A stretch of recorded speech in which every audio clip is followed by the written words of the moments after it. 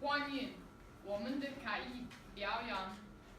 This talent show is presented by myself and Andre. All of the work that you see here today is made and presented by our own pupils here at Wellington College. Now let the play begin. And now, to start us off, we will have Oscar performing Tongue Twister called Little Stool and the Shoulder Pole.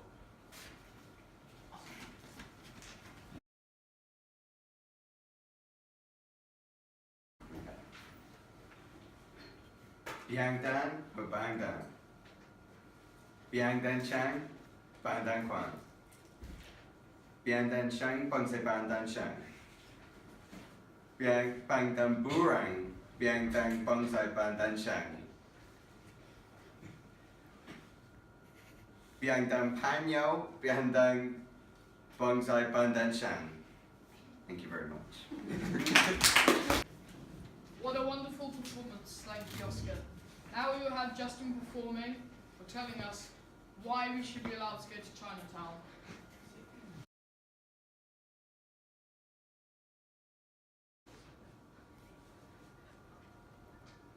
你好，今天我们要说关于我的中国城之旅。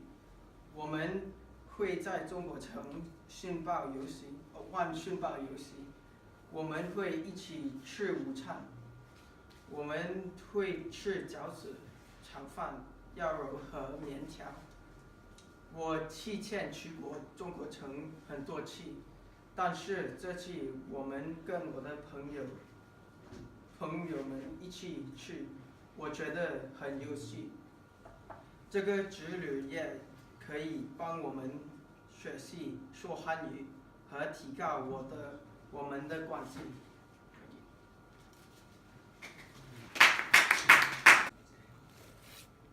What a great performance. Thank you for that, Justin. Now we will have Robbie performing the story of the dragon and the pearl.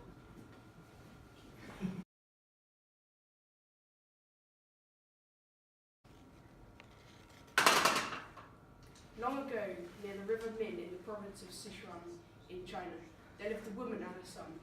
They were good people, but very poor. Every day, the boy hiked into the countryside to cut grass. This he gathered and sold to the villagers for fodder and fuel. With his small earnings, mother and son managed to survive. One year, a terrible drought struck the land. Life became even harder for the family. The boy went out as usual every day, gathering what little he could. He made less and less money. After a while, his mother became ill from hunger. One day, the boy was walking beside a dry stream bed and came upon the luscious patch of bright green grass he had ever seen. Amazed by his luck, he quickly cut the whole patch, filled his sack and carried it to the village. He sold his grass for more money than he had ever made before. Then he returned home and fed his mother a hearty meal. The next day, the boy returned to the same spot in the hills, hoping he might find another green patch. To his astonishment, he saw that the green grass he had cut the day before had grown again, just as thick and green. He worked until sunset and once again travelled to the village and earned enough money to pay for a fine meal. On the third day, the boy returned to the dry stream bed. Again he saw the grass had grown. For 5 days this went on. The boy and his mother were deeply grateful for the miraculous patch of grass. But on the 6th day, the boy woke and yawned. Oh, it is so far to walk to my spot. Then he smiled, for he had an idea. He would go to the patch again, but this time he would dig up the magic grass by the roots and bring it back to the lawn beside their house. He hiked back into the hills to his patch and worked there for hours, digging up earth and roots. Suddenly he found, buried in the soil, a beautiful white pearl, tinged with pink. He held it gently in his palm, watching it gleam in the midday sun. Then he put it in his pocket and finished his work. That night, the boy showed the pearl to his mother. It's so lovely, she said as she rolled the gem between her fingertips. We can sell it, the boy said happily. No, let us keep it for a while, said the mother. It will be nice to have something beautiful with us. She put the pearl in the rice jar and the boy went out to plant his grass. The next morning, the boy awoke early, eager to see his new patch of grass. When he ran to the window, he saw that the grass was withered and dying. Oh, I am a fool, he cried. I have destroyed that which was good. If only I had not been so lazy. and he remembered the pearl. He ran to the jar to make certain the precious gem was still there. To his great surprise, the jar, which had been nearly empty, now brimmed with rice, and the lovely pearl sat on the top, gleaming in the morning light. Mother, come quickly, he called. When he saw this miracle, she rejoiced. We will eat a big bowl of rice in celebration, she said. This they did. Let us put the pearl back as it was, she said. The next morning, to their great joy, they found the jar was full once more. This is a magical pearl, said the mother. We must care well for our treasure. That night she put the pearl in the money box. Next morning, the box was overflowing with coins. That night they placed the pearl in the oil jar. In the morning, the jar overflowed with oil. The mother and her son no longer had many worries. Whatever they needed, the pearl created for them. Their friends and neighbours noticed the change in their fortunes, but no one minded in the least. The mother and son were generous beyond compare. They were always giving things to others. Two men in the village, though, were selfish and greedy, and were suspicious of the good fortune that the mother and son possessed. One day, these men went to the house and bullied the woman to share the secret of her wealth. But gentlemen, said the woman, our fortune is no secret. We are lucky enough to own a magical pearl. She took the pearl from its safe place in the cupboard. The men crowded close. Suddenly one of them snarled, we shall have your pearl. And before he could grab it, the boy snatched it up and put it in his mouth. Give it to me, cried the men. One of them began to shake the boy. He shook so hard, the boy swallowed the pearl. The boy felt a burning sensation in his mouth. He was thirstier than he had ever been. Oh, mother, he cried, I am so thirsty. I need water, tea, anything. Distressed to see her son in pain, the mother poured in glass after glass of tea and water, but the son had nothing more to offer. The boy dashed outside to the well and drank the well dry, and he was still thirsty. He ran to the river. His mother and the two men and all the neighbours stood helplessly nearby as the boy drank the river dry. And then, suddenly, a loud crack of thunder sounded. Wind roared, and lightning flashed. Rain poured from the heavens. The earth trembled, and people fell to the ground, grateful of them that their drought was ended. But now they were astonished at the sight before them, for the boy began to grow. Larger and larger he grew. Soon scales began to appear on his back, horns sprouted from his head. His eyes grew and bulged from his head. The woman wept as she watched her son turn into a dragon. She knew the pearl was the flame. Rain kept coming, and the dragon was cooled, walked into the overflowing river. The mother wept. Come back, child, she said. The boy could not help himself from turning around to look at her, and as he did, his mighty tail swept the river's edge, creating huge mud banks. The boy then knew that he would not change back. He had become a dragon, the guardian of the river. His mother understood this too. Farewell, my son, she said. Guard the river well. And from then on, the guardian dragon lived in the river mid, and there he kept the magical pearl safe. The pearl gave off a glowing light that never faded and continued to increase the things among which it was placed. The mud banks are there still, testament to the boy's farewell as he disappeared into the river, thrusting his mighty dragon's tail. For many years, until the mother's death, she visited the river daily, and spoke with her child, the guardian dragon. This is why people call these banks beside the river men, looking at mother banks.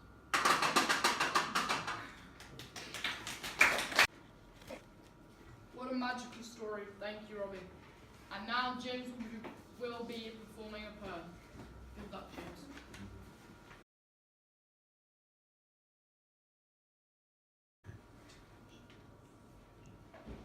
Ni Chagzai Chao Shang Kan Fangjing Kan Fangjing de Ren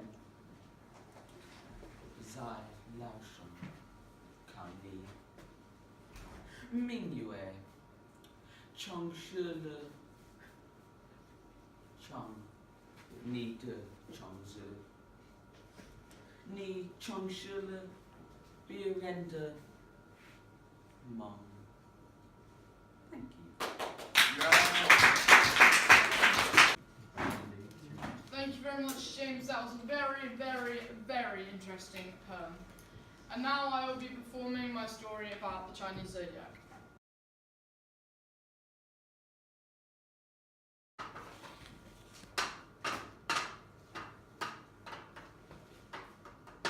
Alright.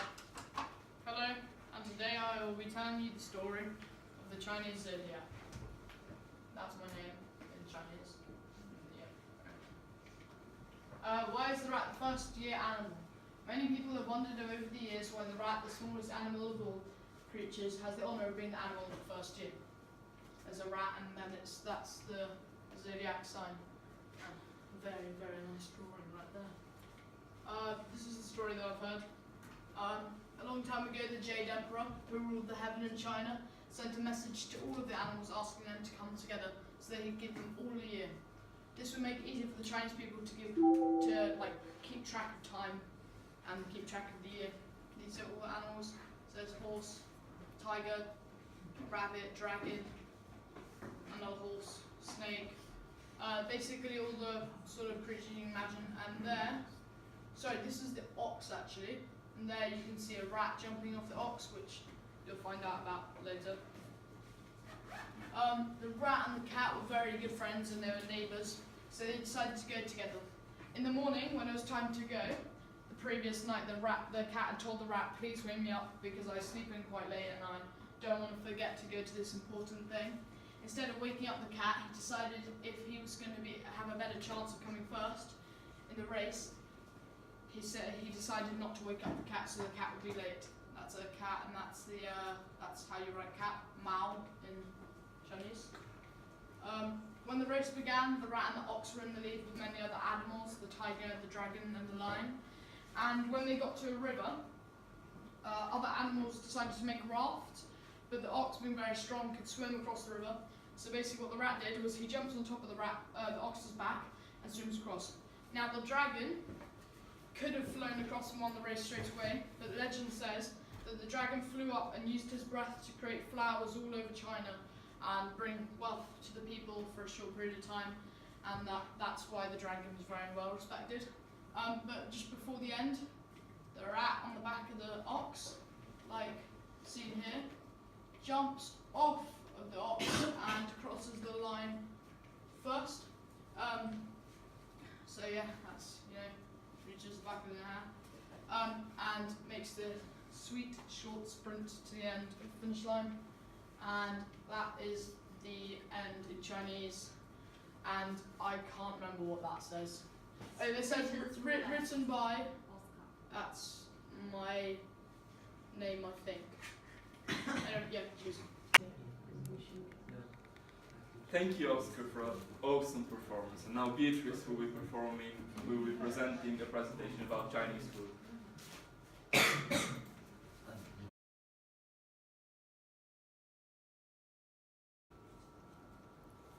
Hello, today my presentation will be about 6 famous Chinese dishes.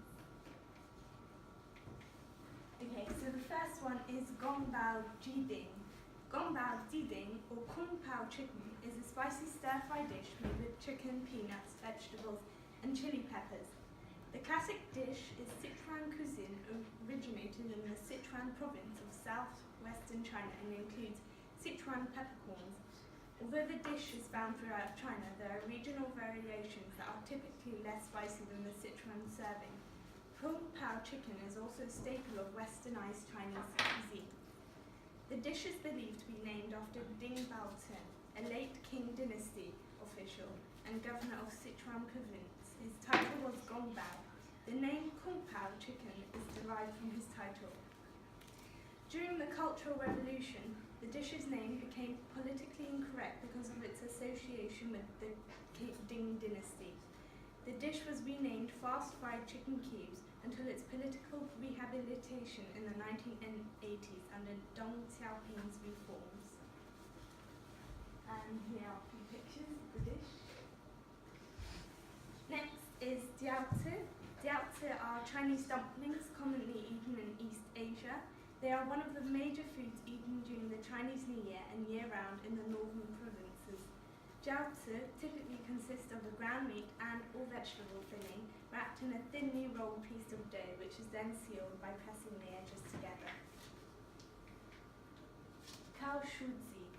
Kao shuzi is also known as saliva chicken or mouth-watering chicken. The short poaching cooking, and it is also used in Cantonese white cup chicken. After cooking, Soak the chicken in iced water so that you can tighten the skin. There are several important tips to make perfect saliva chicken at home with tender texture and excellent Sichuan-style milder flavour. There are different skills which will make the chicken meat super tender. Dong Puro. Dong Puro pork is a Hangzhou dish which is made by pan frying and then red cooking pork belly. The pork is cut thick, approximately 2 inches square, and should consist equally of fat and lean meat. The skin is left on. The mouthfeel is oily but not greasy, and the dish is fragrant with wine. The dish is named after the famed Song Dynasty poet in gastronomy Su Dongpu. Legend has it that during Su Dongpu's life of poverty during his banishment to Hangzhou, improved on the traditional process. Beijing Kaya. Beijing Kaya, also known as Peking duck, is a famous duck dish from Beijing that has been prepared since the imperial era. The duck has a very crispy skin and seasoned before being roasted or hung oven. The meat is eaten with scallion, cucumber and sweet bean sauce with pancakes rolled around the filling. Sometimes pickled radish is also inside and other sauces can be used. Hong Shao Shizitu. Hong Shao Shizitu, also known as red braised lion's head, is very common in the north and south of China. The name of this dish results from its appearance. Large meatballs in a bed of cooked cabbage with a little imagination suggests the lion's head surrounded by its mane. To make Hong Shao Shizitu, the lion's head is firstly dusted with cornstarch ready to fry. It is then lightly seared ready to braise and covered with napa cabbage before braising. Hope you enjoyed my presentation.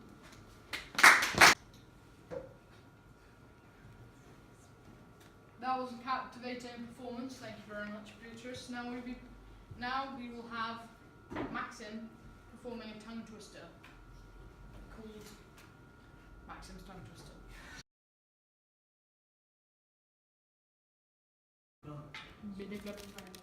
Biandan Shang, Bandung Quan, Biandan Shang, Bangsai Bandung Shang, Biandan Bulan Biandan Bangsai Bandung Shang, Biandan Pianyo Bandan Bangsai Bandung Shang. Lovely performance, Maxim. Now we'll hear from Lucien, who is going to talk about why should we go on a Chinese trip.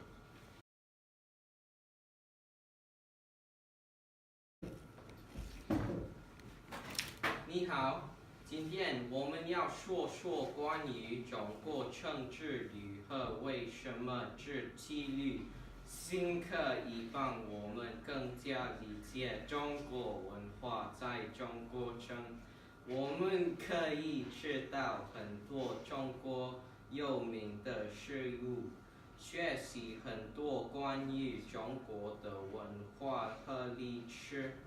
在中国城，我们可以看到很多中国人，我们可以跟他们用汉语聊天，所以我们都可以学习汉语。谢谢。 That was an incredible performance. Thank you, Lucien. And now we will have Clara performing a classical Chinese story.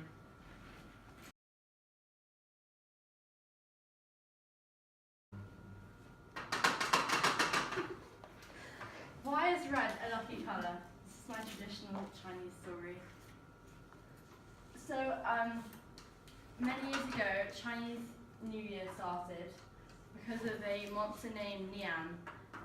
Nian loved to visit a small village in China every year and he used to scare the village. One year, just as the new year began, he couldn't wait to scare the village. So he jumped out of one of the villages, and this village was wearing a red tunic. Nian scared him but ran away because he was scared of the red tunic. The villager dropped the heavy metal bucket that he was carrying, and it fell all the way down a hill with loud crashes and bangs. This scared Nian, and he ran away. So The villager told everyone about his good luck, and this was good news. So all year long, the villagers prepared with red banners and loud rattles to scare the monster away, and they never saw him again. So every New Year, they have a dragon, as you can see up here, called Nian, and red banners to scare the dragon.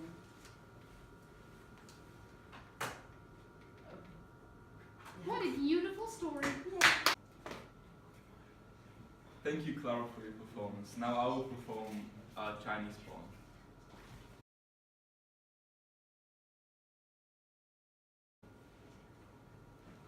登晚去了忘记忘，白了一山间，黄河入海流，一穹苍闭目，更上一层楼。Thank you. That was awesome. Thank you very much, Andre. And now Scott will be performing another one about Chinese food.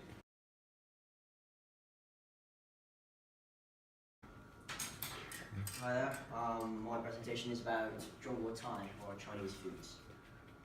My first food that I chose is mapo tofu, which is a popular Chinese dish in the Sichuan province. Here's a not very good picture, but basically it's tofu, spicy tofu in a nice oily sauce, red oily sauce, usually cooked with like some minced meat, either pork or beef.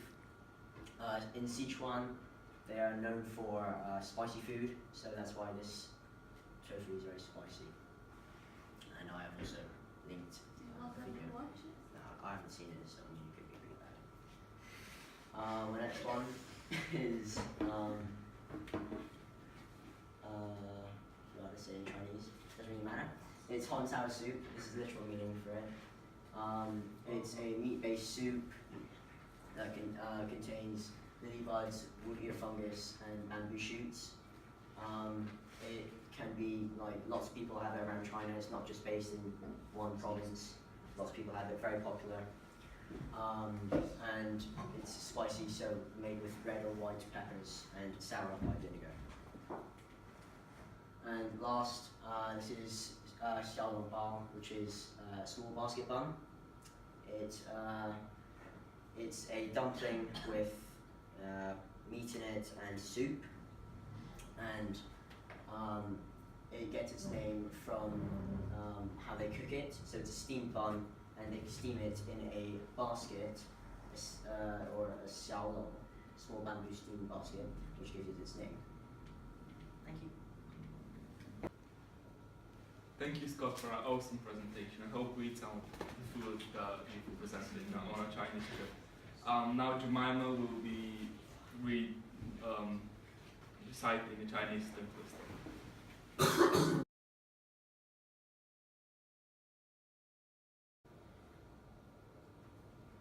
I'm going to be reciting a tongue twister called Zway Hua Tui.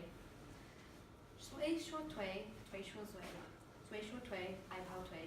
Tui Shua Zway, I Mao Tsing. Gong Dong Zway, Bu Dong Tui. Gong Dong Tui, Bu Dong Tui. Bu Du Bu Chang Tui, He Zway. That was very interesting. Thank you very much, Jemima. And now Max will be performing a story.